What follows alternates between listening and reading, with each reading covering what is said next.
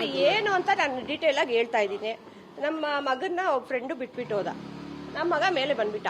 ಅವ್ನು ಇಟ್ಕೊಂಡು ಒಂದು ಮುದ್ಕ ಹಿಂಗೆ ಹೋಗ್ತಾ ಇರೋನು ಮತ್ತೆ ಕೈ ತೋರಿಸ್ಕೊಂಡು ಅವ್ನು ಹುಡುಗಡೆ ಹಿಂಗೆ ಬಂದ್ಮೇಲೆ ಅವನು ಹೋಗು ಅಂತ ಇದ್ದ. ಅವನು ಜಸ್ಟ್ ಏನು ಮಾಡಿಲ್ಲ ಸರ್, ಹಿಂಗೆ ಅಂದಿದ್ದಷ್ಟೇ. ಹಂಗೆ ಅಂದ್ಬಿಟ್ಟು ಮತ್ತೆ ಅಲ್ಲಿ ಸ್ವಲ್ಪ ಹೊತ್ತು ನಿಂತ್ಕೊಂಡು ಹೋಗಪ್ಪ ಅಂತ ಹೇಳ್ಬಿಟ್ಟು ಅವ್ನು ಗಾಡಿ ಕಡೆ ಬಂದ. ಅಷ್ಟೇ ಸರ್ ನಡೆದಿದ್ದು. ಅವರು ಬಂದರು, ಈ ಹುಡುಗನ್ ಕೇಳ್ರಿ ಅಂತ ಹೇಳ್ತಾ ಇದ್ರು. ಅದೇ ಯಾರು ಫ್ರೆಂಡು ಅಂತ, ಈ ಹುಡುಗನ್ ಕೇಳ್ರಿ ಅಂತ ನಾವು ಹೇಳ್ತಾ ಇದ್ದೀವಿ. CCTV ಫೋಟೋ ತೋರಿಸ್ತೀವಿ ಯಾರು ಅಂತ ಹೇಳ್ತೀವಿ ಅಂತ ಹೇಳ್ತಾನೆ ಇದ್ದಾರೆ. ಗೇಟ್ ಒದ್ಕೊಂಡು 30-40 ಜನ ಬಂದಿದ್ದಾರೆ ಸರ್.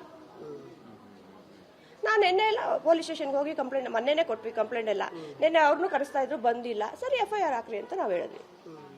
ಅಷ್ಟೇ ಸರ್ ನಡೆದಿದ್ದು. ಸರ್ ನಮಗೆ ಗೊತ್ತಿಲ್ಲ ಸರ್ ಅದರಲ್ಲಿ ಎಷ್ಟು ಜನ ಇದ್ದಾರೆ ಅಂತ. ಹುಡುಗರು ಹುಡುಗಿರು ಬಂದ್ರು.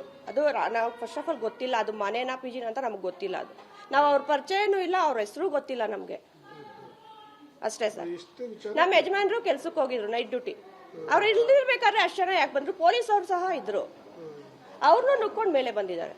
ನಾ ತೋರಿಸ್ತೀನಿ ಫೋಟೇಜ್ ಎಲ್ಲ. ನಾನು ಪ್ರಮೀಳಾ ಅಂತ ಹೋಗಿದ್ದೆ. ನನಗೆ 11 ಗಂಟೆಯಲ್ಲಿ ನಾನು ಯಾರೋ ಫೋನ್ ಮಾಡಿದ್ರು, ನಮ್ಮ ಮನೆಯವ್ರು ಈ ಥರ ಗಲಾಟೆ ಆಗ್ತಾ ಇದೆ ಅಂತ. ನಾನು TV ನೋಡಿದೆ, ಇಲ್ಲ ಮನೆ ಮುಂದೆ ಸೇರ್ಕೊಂಡ್ಬಿಟ್ಟವ್ರೆ. ಏನಪ್ಪ ಇದು ಇಬ್ಬರೇ ಇದ್ದಾರೆ ಹೆಂಗಸುಗಳು, ಯಾರಪ್ಪ ಅಂದ್ಬಿಟ್ಟು ನಾನು ಬಂದೆ. ನನ್ನನ್ನು ಮಾತಾಡೋಕ್ಕೆ ಬಿಡ್ತಾ ಇಲ್ಲ.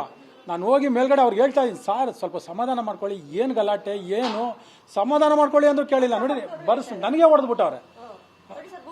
ತಿರ್ಗಿ ಇನ್ನು ಪೊಲೀಸರಿಗೂ ರೆಸ್ಪೆಕ್ಟ್ ಕೊಡ್ತಾ ಇಲ್ಲ ಅವರು. ನಾನು ಕೂಲಾಗಿ ಕೇಳ್ತಾ ಇದ್ದೀನಿ, ಯಾಕ್ರಪ್ಪ ಹಿಂಗೆ ಬಂದಿದ್ದೀರಾ, ಏನಾಗೈತೆ? ನನಗೆ ಮಾತಾಡೋಕ್ಕೆ ಬಿಡ್ತಾ ಇಲ್ಲ ಅವರು.